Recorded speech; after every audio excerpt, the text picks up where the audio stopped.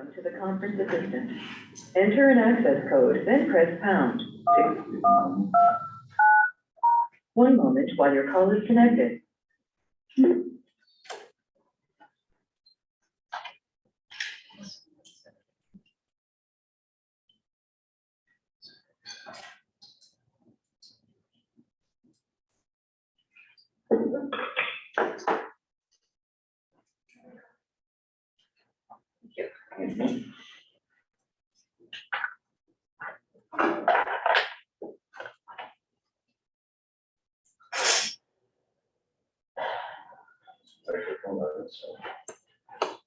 Yeah, that should, that just records, so. You want to turn the other way or go? No, actually, there's little things that go out. Oh, okay. Oh. Yeah.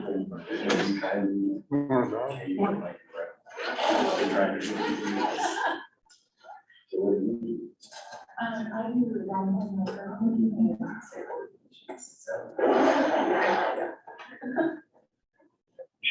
She presents.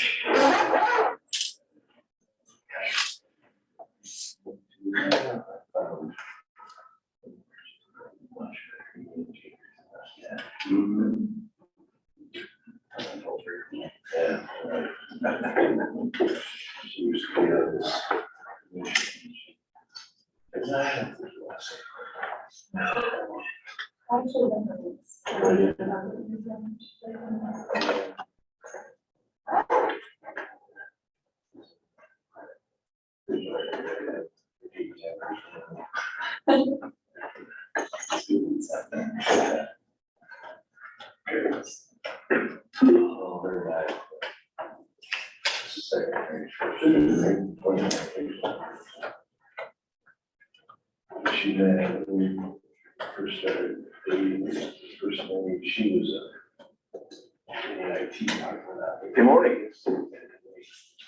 Yeah, good morning. We're just getting ready to convene a meeting. Okay, this is George. Well, welcome, George. I think it'd be better for me to join you by phone. That's just fine. Hope it works. If it doesn't, let us know. Okay, I can hear you loud and clear right now. That's excellent. How's your dog? Been transferred to the vet. Okay, all right, All right, sounds we'll good. tell you what, talk about later. Yeah.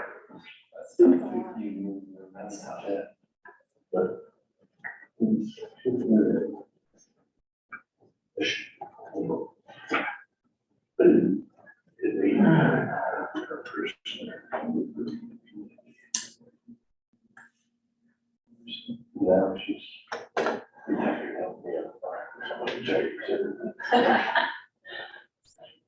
29 years.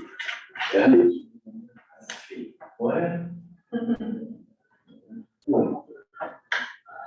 It was, well, we had two boys, she had two boys, but that was all together. And this year, was true, she old guy. We was back with a before and all that, see, this never gonna work. And he came back here. Oh, he was really old now, and she walked up here, this is. It's really. Yeah. I don't remember, I don't, 29 years or 25 years ago, you said this, I didn't work, but we're still there. All right, good morning and welcome to the July 24th meeting of the Floyd County Board of Supervisors.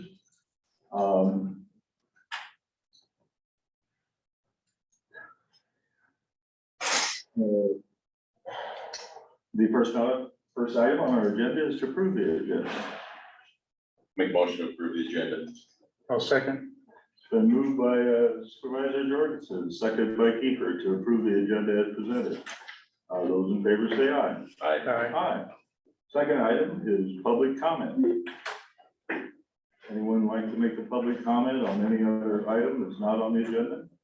Now's the time to do so. Hearing none, we'll move to agenda item 3, review and action regarding the approval of the July 17th, 2023 minutes. I'll make a motion to approve the July 17, 2023 minutes. I will second. It's been moved by Supervisor Kiefer, seconded by Jorgensen to approve the July 17th Board of Supervisors meeting. Further discussion? Hearing none, those in favor of the motion say aye. Aye. Motion is carried. Item 4, review action regarding approval of claims. I reviewed the claims, I didn't see anything that jumped out at me. And the only question I have was the one from Goodwin Law Firm. They're going to represent us with the drainage district. Utility resolution. Utility resolution. He was also at that meeting in June with the drainage district. Are we paying for his time at that meeting too, or? Yes, that's all that was on that invoice. Okay, so And that invoice was attached to your email. I saw that. What was his purpose of being here at that June meeting with the drainage district? Was he representing the board or Boyden, Bold and Mink? He's the county. He's our engineer for the district. He's our attorney. For the district. In the past, we used to have Jim Hudson, but Jim has since retired. And so Okay. he's been the one, oftentimes when we have those reclassifications or annexations, we have the attorney come to explain to the members, the property owners, on what reclassification and annexation is.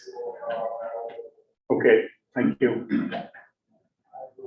Other than that, I didn't have any questions for claims. Make a motion to approve claims. I'll second. Been moved by Supervisor Jorgensen, seconded by Kiefer to approve the claims as presented. Further discussion? Hearing none, those in favor of the motion say aye. Aye. Motion is carried. Item 5, updates on various boards, commissions, and activities since the last meeting. You don't want to get to go out to the fair or what? Yeah, I had, well, we like did that? I had a VA meeting, Board of Health meeting, North Central Aviation Authority meeting, and a joint entity meeting. So those are the ones that I attended. North Cedar Aviation has a new chairman. Jeff Sisson retired and Doug Cam has taken his place as chairman of the commission. So, I did not have any meetings. Did spend a fair amount of time at the county fair, and they do a fantastic job with our county fair, the people in charge of that. Yeah, I was up there 2 times myself and had a lot of constituent conversations, but it's getting to be a bigger and better every year. I did have a very busy week this week. I participated with Auditor Carr and Charles City Area Development Corporation Director, yes, Tim Fox and Heidi Cool from Northline Securities. We did a Standard & Poor's rating review interview call for the issuance of the $5.1 million bonds for the countywide radio upgrades. And that was a lot of work, primarily by Auditor Carr preparing for that, but it was a very detailed and long, I could say almost a grilling of the county and our financial positions, and an opportunity to explain why this is necessary and where our fiscal house is standing at the present time. So it was very informative, and I thought it went quite well. I could just provide an update Yes. tomorrow. We have a call with Heidi. It's just Heidi, and you can participate if you'd like to, but it's just Standard & Poor's telling us what our rating's going to be. And then we'll have a time period if we feel anything needs to be updated with what they provided. We would have a window to do that before they actually issue a rating for us.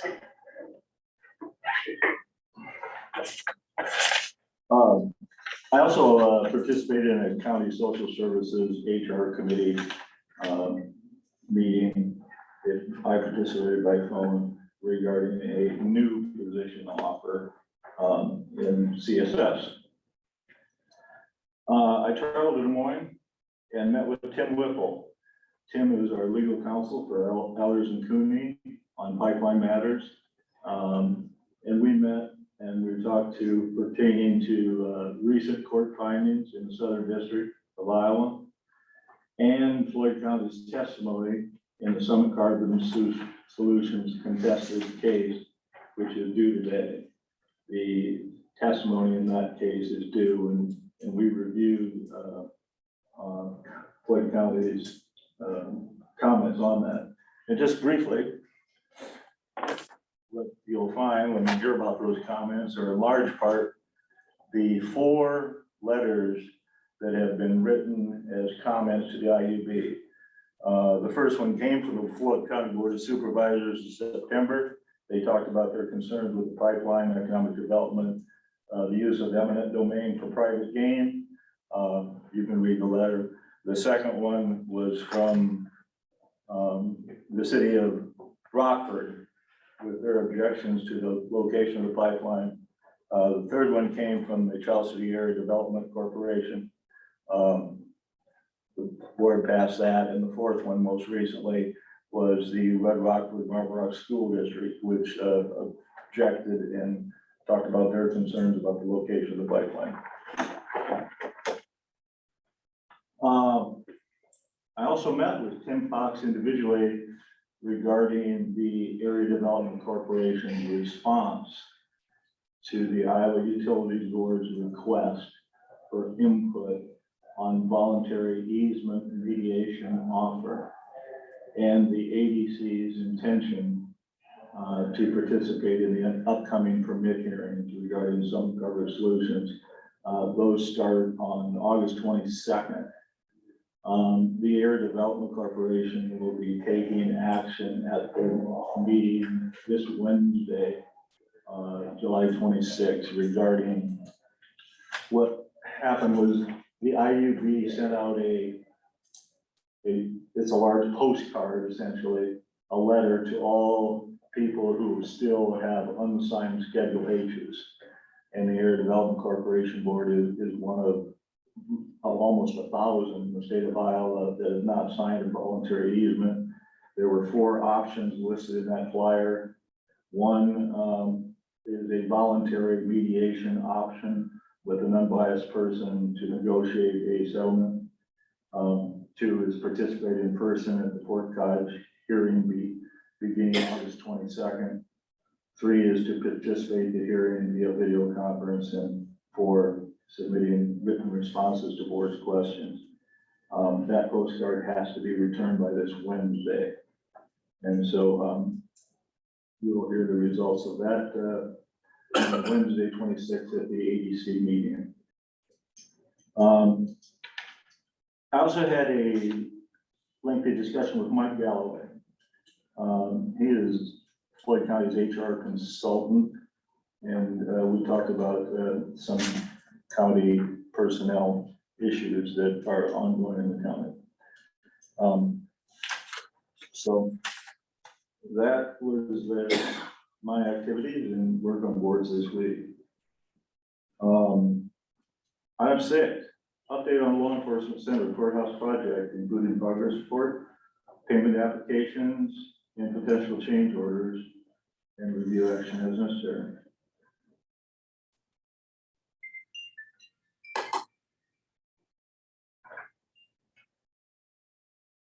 I'm still getting emails from Chip regarding the boiler and flue issue, and Jason was gonna get that removed, and also the plaster repair that we haven't taken any action on yet, so, I suppose since they're outstanding, yeah. they're gonna be there. And as far as the plaster, have you heard anything from your contact? Mike has not got back to me, and I'm assuming that he couldn't find anyone or didn't, so. Yeah. Have you heard back from the other fellow? So I think if they looked at it, it would probably scare them when that one stairway, but it needs to be done, I guess, so. So I don't know if you want to go forward with the PCO that's out there. Is that with Dean Snyder then? for the repair. Dean Schneider subcontracts, Pro Wall to do the work. We have an OAC meeting this afternoon, right? Yeah, the OAC meeting that was going to happen last Monday, got postponed until this Monday. Should we talk to them about this, or can we make a decision now what to do? There, unless we're gonna go outside of the project with Steve or Mike, there's No no reason. need to bring it up here if you decide to go with that, unless you have questions about that PCO with having Dean Schneider sub Pro Wall.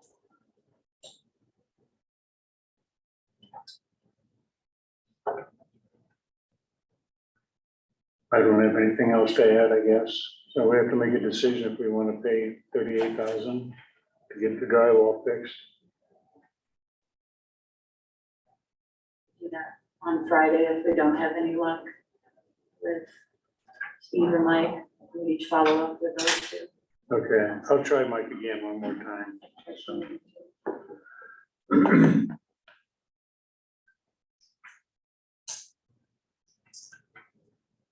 There have been, I can just report that several of the agencies or contractors have been here doing punch list work. Sounds like,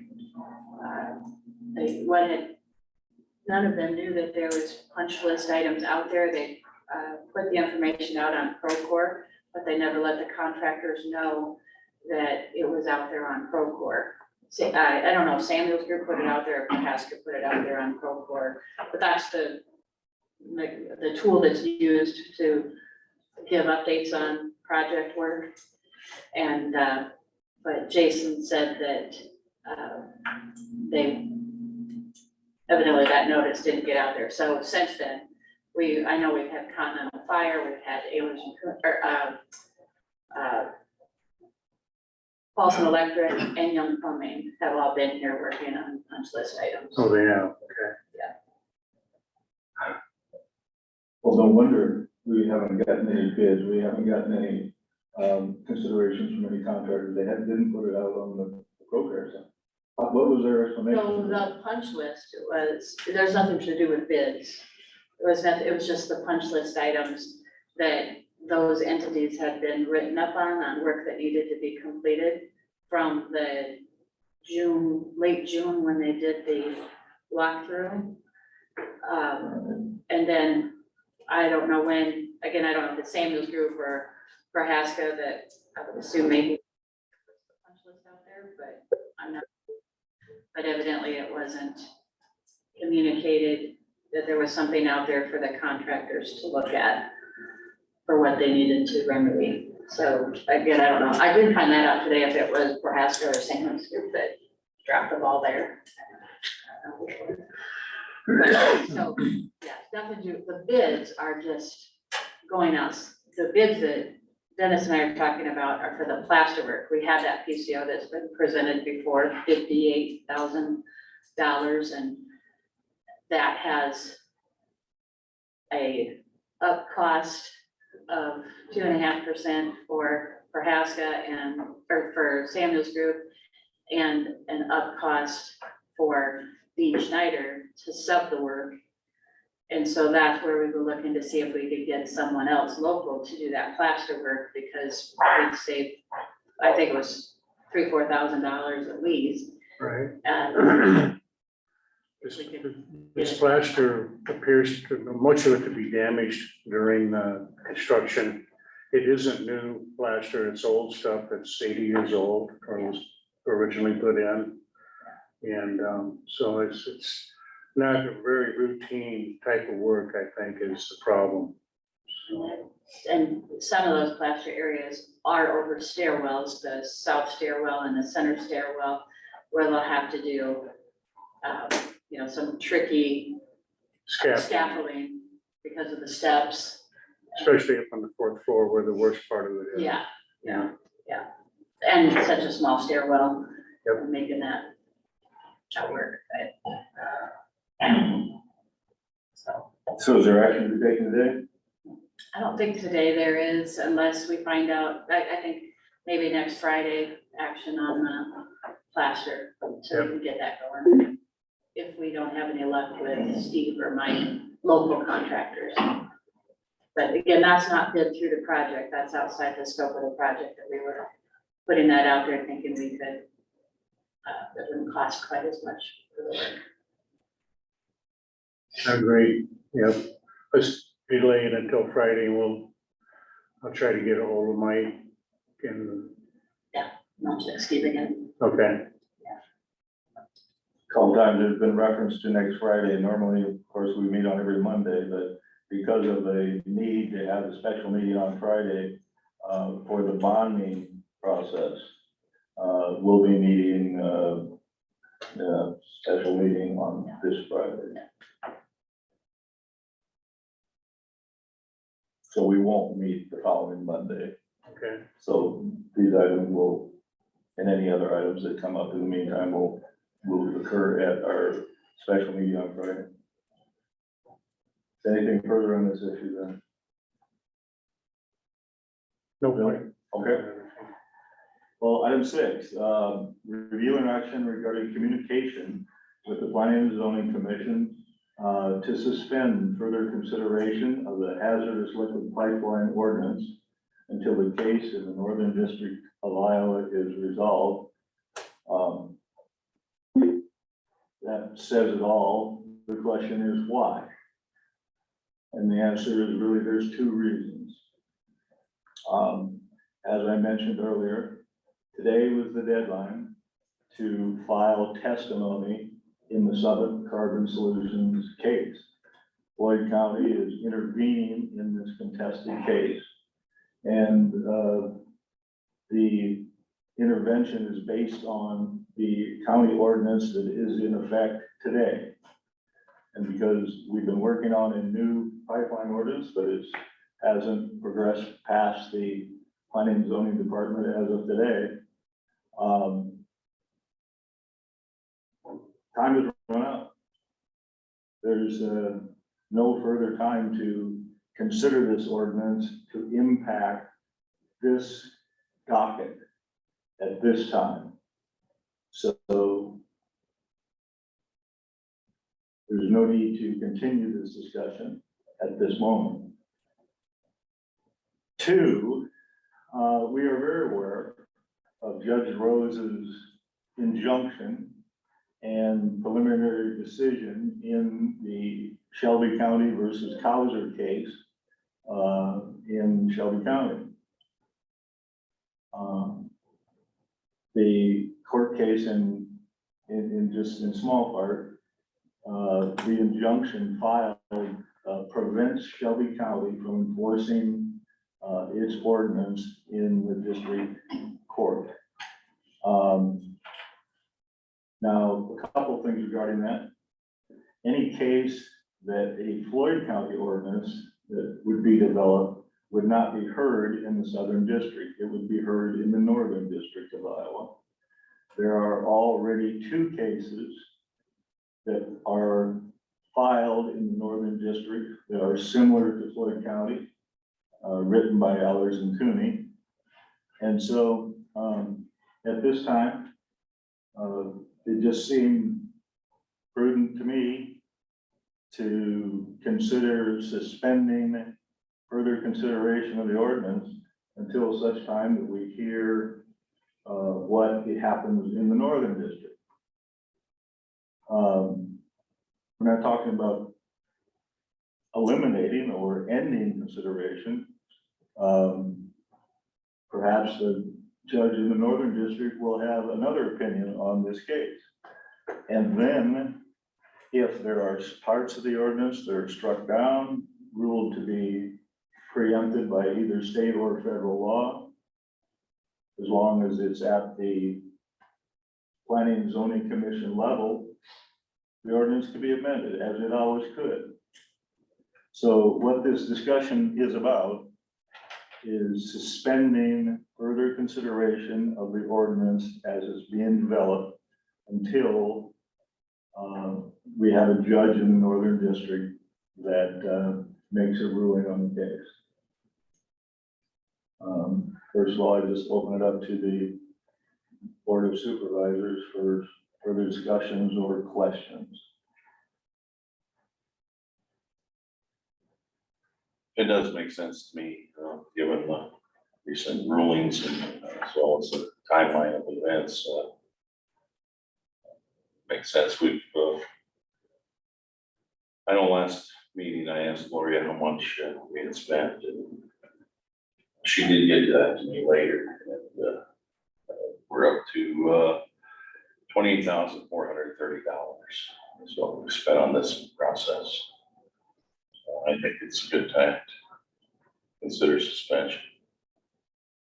Just to follow up a little bit on those, if I can see those minutes, but we're paying for two different services with Allers and Cooney's, and one's the development of the ordinance. And to date, that total cost is $19,874. We're also involved in the intervention in both the Summit and the Navigator contested cases. And the total cost of those interventions are about $8,500, very close to that. So just so I know there was some mention earlier about the county's expense in pursuing a contested case further in court. And I just want you to know that Floyd County is not and has not participated in costs. We don't share any costs of the Shelby case today, because today we have not been sued by someone. The counties that have are sharing in the costs of that representation, or the counties individually are doing that.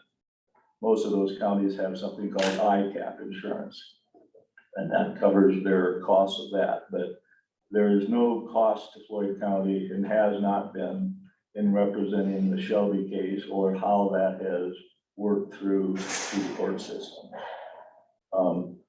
So that's kind of answer regarding the costs.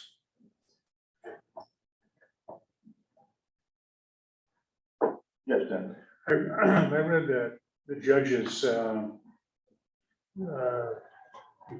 decision with the Shelby County case, and it seemed to me that their ordinance of Shelby County was much different than the one we proposed. There were a lot of fees attached to that, a fee for the farmer if he signed a voluntary easement, fees to Summit, and if they didn't pay on timely, go up to $750 a day. And I don't know if that's what the judge ruled against or the setbacks part of the ordinance, but theirs was significantly different than ours or Butler counties or the ones up in this part of the state. So,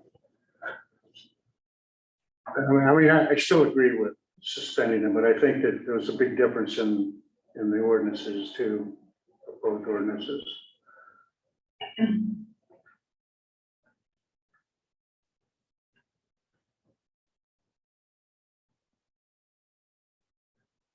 The thing you need to keep in mind is the difference between the ordinance and the intervention.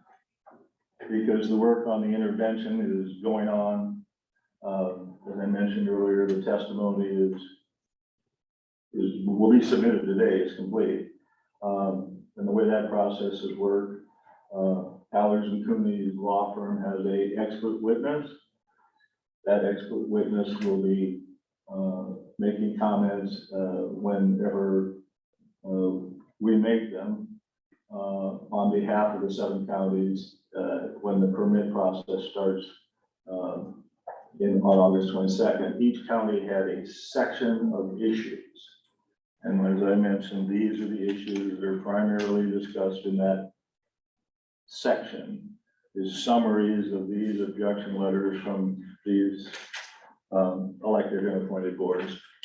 And so it just seemed to make the most sense to pull the plug for a while. see what happens. Maybe the ordinance needs to be amended, maybe it'll be struck down. That's always been an option, we don't know that.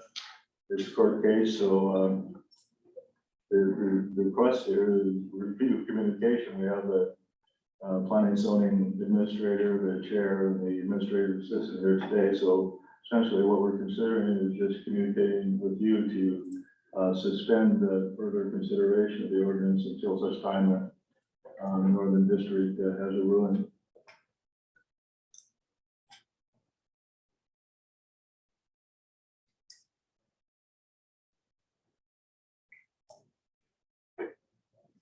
Any comments, questions?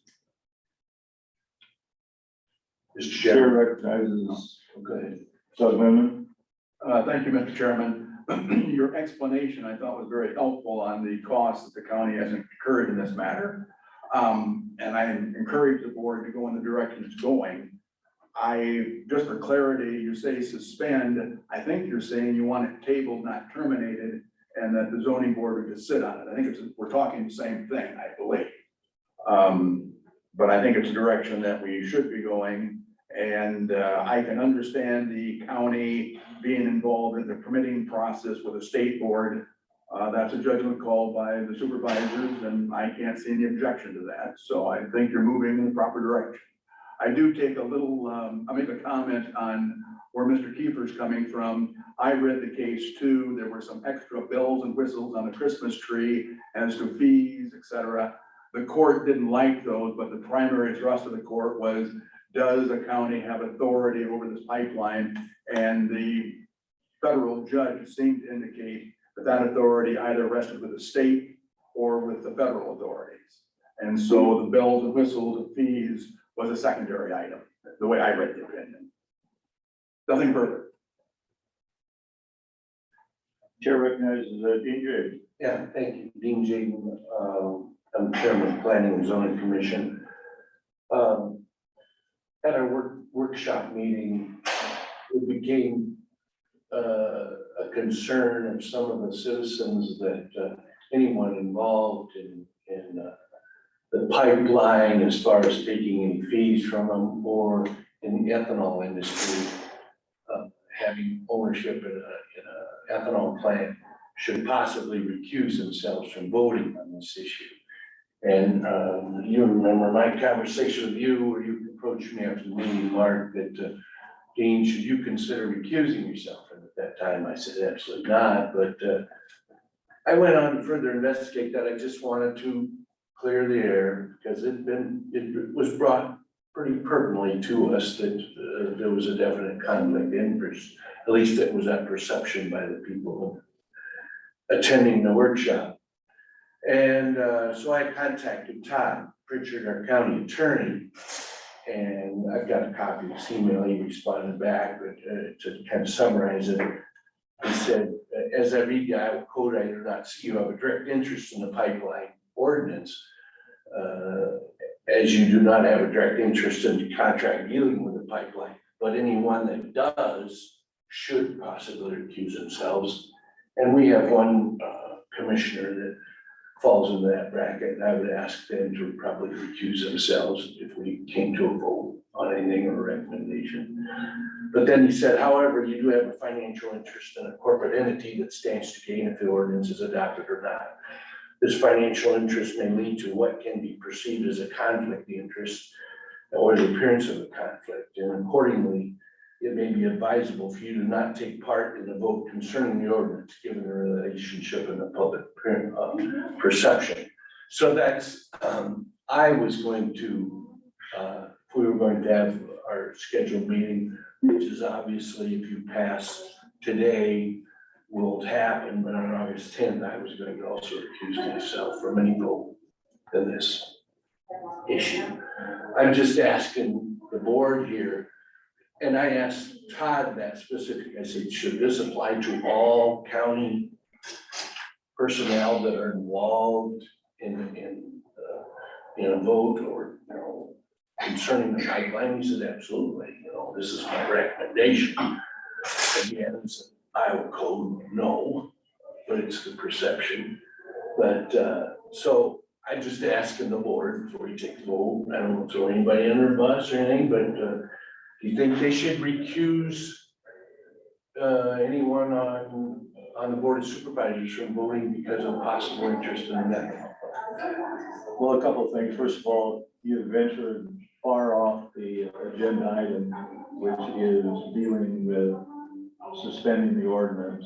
And now you're talking about a conflict of interest. It really isn't on the agenda. And so I'm not going to ask the Board of Supervisors to respond to a question from you posed at this meeting regarding whether or not these individual board members feel that members of the Planning and Zoning Commission should recuse themselves under certain situations.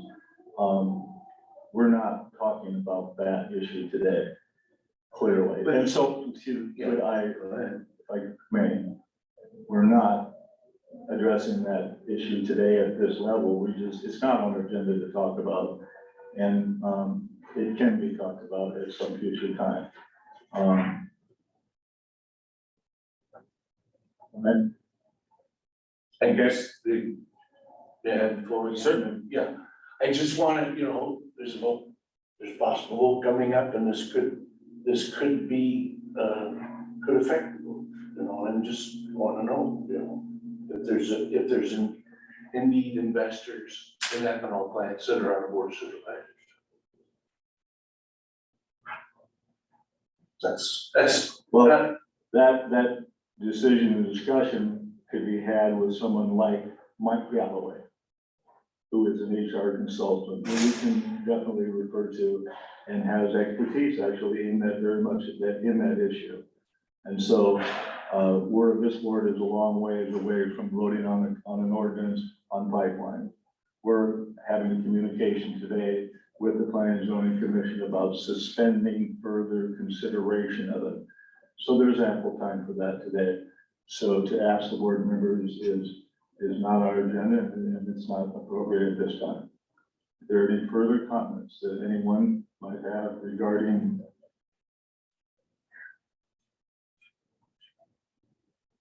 this issue that we're talking about today.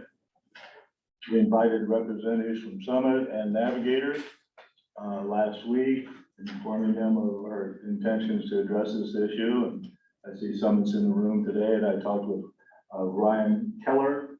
He's online, I believe. Ryan, I don't know if you're there. If you want to comment on that, you're welcome to, or anyone else. I am present on the line. Yeah, this is Ryan. Hi, Ryan. Hello. If you care to make a comment, if you don't have to. I don't. I'm just here to listen and to learn what the board decided to do. So thank you for the opportunity. All right. Any further comment before I should make a motion. And so I'll move that we communicate, email, voice. We're here today. I think you understand what we're asking you to do is just suspend further consideration of it until such time that the Northern District rules on. This could be quite a while. Understand? It's in the Southern District. But I think I was pretty clear on the reasons why. So, so I would move that we communicate with the Planning and Zoning Commission to suspend further consideration of that hazard pipeline ordinance until the case in the Northern District of Iowa is resolved. I'll second. All right, and moved by Keelan and seconded by Kiefer to suspend further consideration of the ordinance at this time until the case is heard in the Northern District. Further comment from the board? Any comment from anyone listening on the phone? Hearing none, those in favor of the motion say aye. Aye. Aye. Motion is carried. Thank you. Item 8, review and action regarding notice to all boards, commissions, and advisory councils appointed by the Floyd County Board of Supervisors. Dean, you might want to stay for this one. If you would, we're talking about Planning and Zoning Commission. appointed by the Floyd County Board of Supervisors and Drainage District Trustee, with a request to review the Iowa Sunshine Law training presentation, no later than their next scheduled meeting. As a result of the last week's discussion here at the board level, and it's the belief of these two people that I consulted with, that the planning and zoning board did indeed violate the Iowa Opens Meeting Law and held an illegal meeting when the consideration to change the zoning for the was discussed and brought to the board last week. That is a pretty serious violation, and so we are responsible, the Board of Supervisors appoints boards and commissions and advisory councils to make recommendations to us. And I'll just take a minute and kind of get a little bit into the detail of how many boards and commissions this will affect.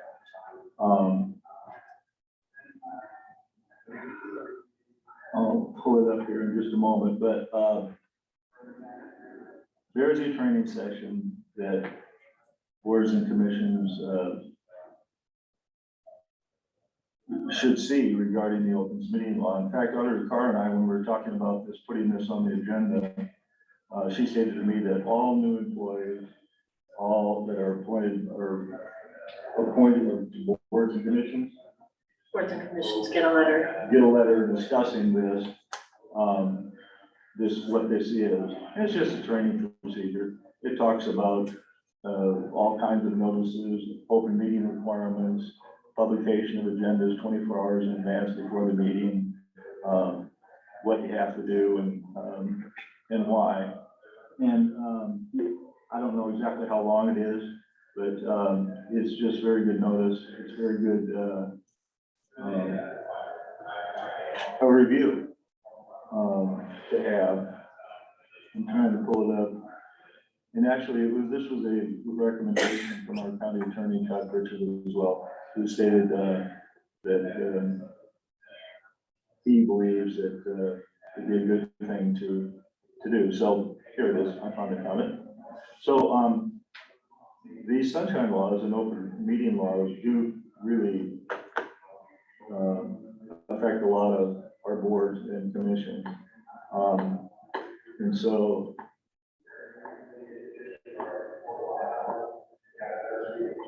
it talks about, can you email amongst yourselves? Can you gather at places and discuss topics when there's more or less than a quorum present? And it's a very good review, and it's quite expansive. And who it pertains to. I'm just trying to find out who all that is, just as a matter of, so you know what we're talking about. Well, so maybe I'm looking at that. What page was that on? You know, trying to find the list of boards and commissions that this would apply to. I didn't prepare that. Okay, it's in the sunshine training law itself. Is it in the, excuse me, is it in the PowerPoint also? Yeah, it's right in the PowerPoint. I'm just getting to it. Okay. It just talks about who this would apply to, because we're actually only asking, this is a request. We can't make these boards do anything. It's a good suggestion, but you know, they're autonomous. They're their own boards. We appoint people to them. But in light of what's taking place, I think it's a very good idea, and it's supported by the county attorney to do that.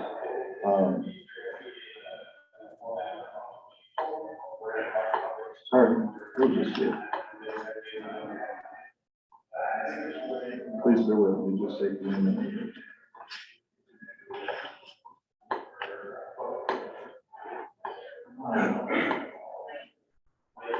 You're looking for what I that, found it now. or do you want I found it. our? Yeah, it just defines what a government body is. And boards, commissions created by law or appointed by the county board of supervisors, city councils, and school boards are a government body. And advisory boards, advisory commissions, and task force created by local governments such as the board of supervisors to develop and make recommendations on public policy are a governmental body. So assuming that we're going to pass a third reading today, I believe, declaring whether emergency medical services is an essential service, at that point in time, there will be a advisory commission appointed Correct. to consider what, how much the levy or what they, how they propose. That advisory commission is subject to the Iowa Opens Meeting Law. Okay. So what we're getting to is we're passing or considering a motion to ask them at their next meeting, which would be their first meeting, to go through this training session and make themselves aware that there are certain requirements they have to meet. Other people that, other boards and commissions that would pertain to are, of course, the Planning and Zoning Commission, the Board of Adjustment, the Board of Health, Veterans Affairs, all boards that are appointed by the boards of supervisors. It would not pertain to the assessors.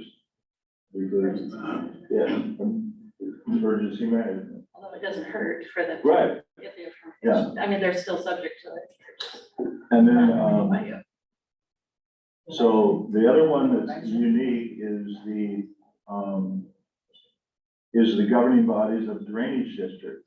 Now, the supervisors, of course, are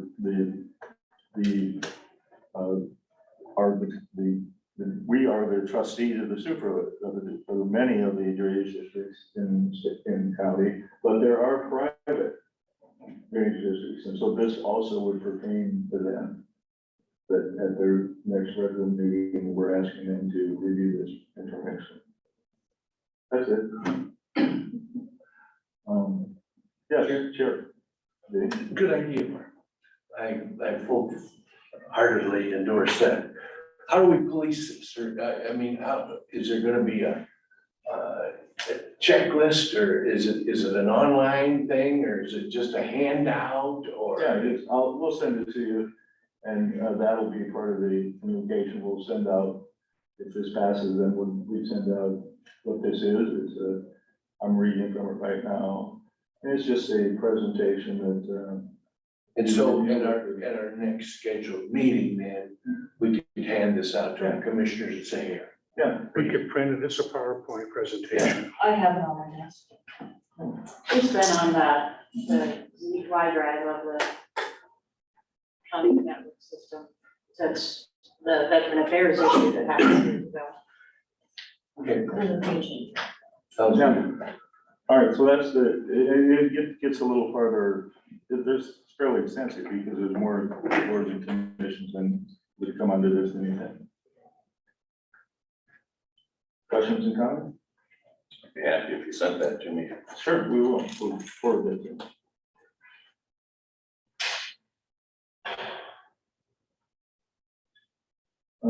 Someone care to make a motion? I would. There's that access to that. Okay. Yeah, I'll make a motion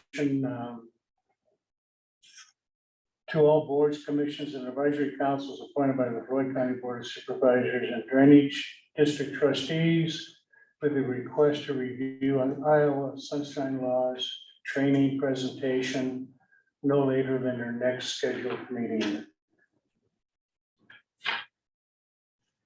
I'll second. all right, we have a motion by Supervisor Kiefer, seconded by Jordan, says to request a Iowa Sunshine Laws training presentation at boards, commissions, advisory councils appointed by the Floyd County Board. Is there further discussion? I have one question. Certainly. You mentioned private drainage districts. Yeah. They're not appointed. Can we pass that down to them. We can make a request.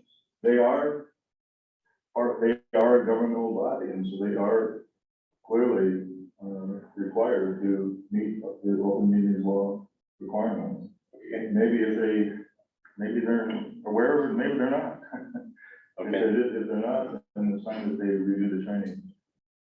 okay, I have no other comments. All right, those in favor of the motion, say aye. Aye. Aye, motion is carried. And we'll also get that out to them in the form of a letter, or I'd even suggest a personal call. Sometimes letters and emails get misplaced or something. We'll make calls to people to let them know that this is a request for me.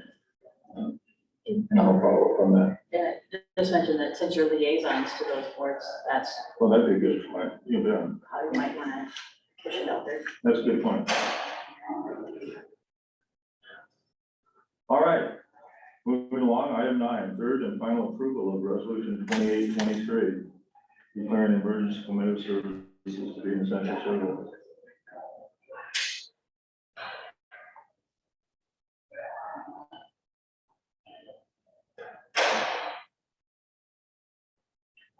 All right, Jim, anything else? We've been discussing this now. This would be the third hearing on this. Anything additional or anything you might like to add regarding that? Nothing has really changed since our last conversation here in the boardroom, other than, the hospital did indicate that they would like to be on the signature page. I don't think that's the agenda. What's that? That's not the agenda item. Okay, well, then I don't have anything to All right, This is as you're talking ambulance commission recommendation for the 2080 agreement, oh, or with, you're talking about AMR's contract. Is that what you're talking about? yeah. Yeah. And we're on, This is your EMS, resolution. yeah, this is Okay. the EMS stuff with the third reading before you can have a hearing and. Yep. Yeah. Okay. So, yeah, nothing has really changed since our last reading.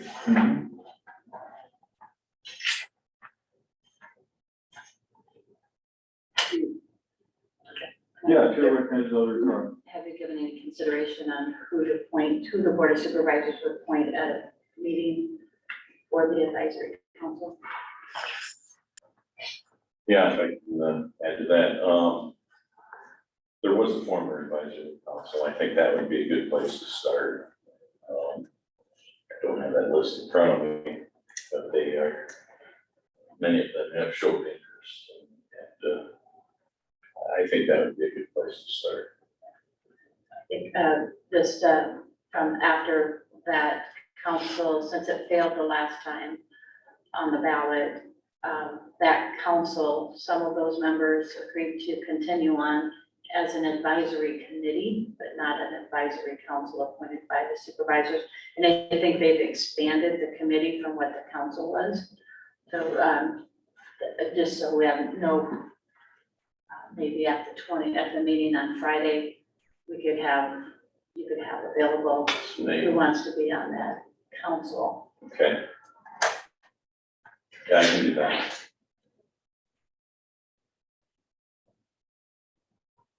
All right, I would make a motion to approve resolution 28-23, declaring emergency medical service to be an essential service.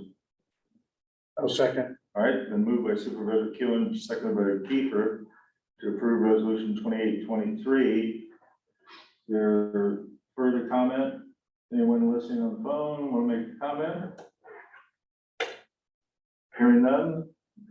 Auditor Carr, would you call the roll? Hewin, Aye. Kiefer, Aye. Jorgensen. Aye.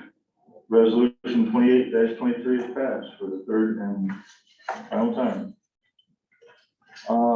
Item 10, review action regarding approval of amendment to the Iowa DOT, City of Charles City, Floyd County, Cedar Valley Transportation Center, and Joint Powers 28E agreement.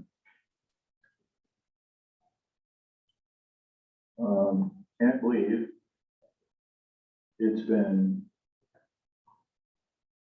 almost 25 years since the legislature, the infrastructure committee approved what was at that time a rather landmark agreement to assist cities, counties, and state maintenance facilities to join in a shared facility to save costs and improve efficiency of services.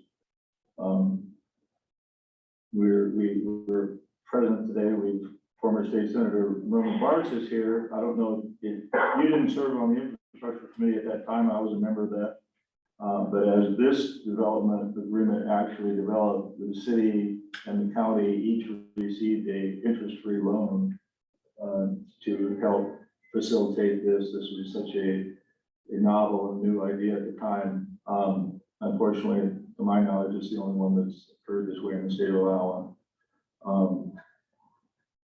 I was a freshman representative and fortunately sat on a committee as a member of the minority party. Representative Gipp, Representative Sukup were on that committee, and they thought this was a good idea, and we got it passed. So back to the issue really at hand, the amendment is because it's been 25 years, this amendment to the joint powers agreement between the city of Charles City, state of Iowa, and Floyd County really just reconfirms the terms and conditions of the agreement, and just makes it ongoing. It has been approved by the city of Charles City and is at our agenda today, and then will be sent on to the Department of Transportation.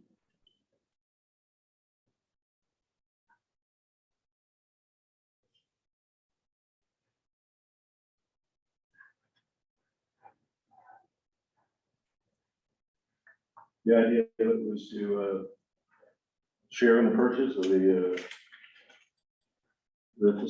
equipment and manpower. Yes. What is this amending? It says that amendment to joint powers 2080 agreement, the parties agree that Article 1 is amended as set forth below. There was an original 2080 agreement established in 1999, and this is amending that original agreement. The original And what had are, 25 what is the amendments? I mean, what's changing?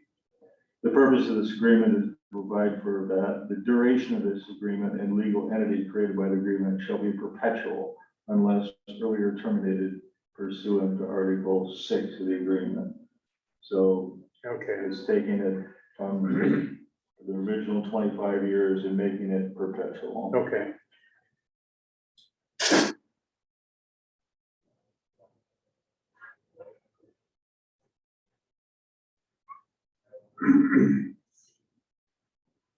I'll move the improvement of the amendment to the joint powers 2080 agreement between the city of Charles City, Floyd County, and the state of Iowa. Second. All right, it's been moved by Supervisor Kuhn and seconded by Jorgensen to approve the 2080 agreement as discussed. Those in favor of the motion say aye. Aye. Aye. Motion is carried. Item 11, review action regarding fiscal year 24 funding of the homestead and elderly disabled property tax credits. Military service tax exemption program, ag land and family farm property tax credit program. Auditor Carr, this was, you can explain why this is on our agenda here today again, if you would, but yes. So this is on the agenda each year. It's just if you want to fund something above what the state is funding for credits and exemptions, that you would do that. We've never had the county fund anything more than what the state or federal or state is funding, because it does take out of your own coffers to do that. So the homestead credit is funded at 100%, elderly and disabled is at 100%, military is at 100%, and ag land is 21.71514,547, and family farm is 15.46026369%. And so typically that motion is that you would fund those credits as stated by the Iowa Department of Revenue, that you're not going to fund anything higher than what's funded by the state.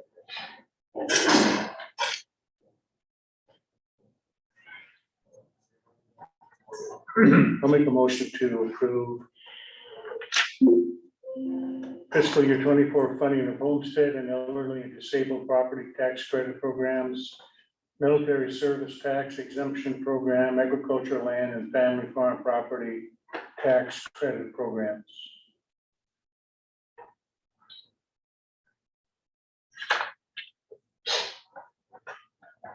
I'll second. And these levels. Yes, at the level that you mentioned, yes. It's been moved by Supervisor Kiefer and seconded by Jorgensen to approve the fiscal year 24 property tax credits at the levels 100% for military service and as discussed in the motion. Further discussion? Hearing none, those in favor of the motion, say aye. Aye. Aye. Motion is carried. Next item, future agenda items. As we mentioned, and our meeting will be on Friday. This Friday. Same time. I did talk to Clap Saddle. The people who were requested to get a county inspection service here, and they got back to me too late. Put on the agenda, they would be willing to come on Friday if that's another agenda item. But I'm sure we could make that arrangement. Yes. Any luck getting a hold of the windmill? No, I have not. I had another call placed into Next Air Energy, but I did not get a response back from them. Gloria said other parts said they were out at the fair. I must have missed them. I never got in the building there to see, but they were a sponsor anyway. Okay. Yeah. But we've had two different surveyors coming in, looking at records, one from NextEra, and so I did give him Mark's number if he could make sure they get called to get on the agenda. And I didn't get a card from the other person. So the delay is on our part. I think there's some landowners that would like to have a meeting, but we can't force companies to be here, so. We'll get them here as soon as they, perhaps, if they made some contacts, we'll get them here for Friday or something. Friday meeting at 9 AM to Mark. Yes. Okay.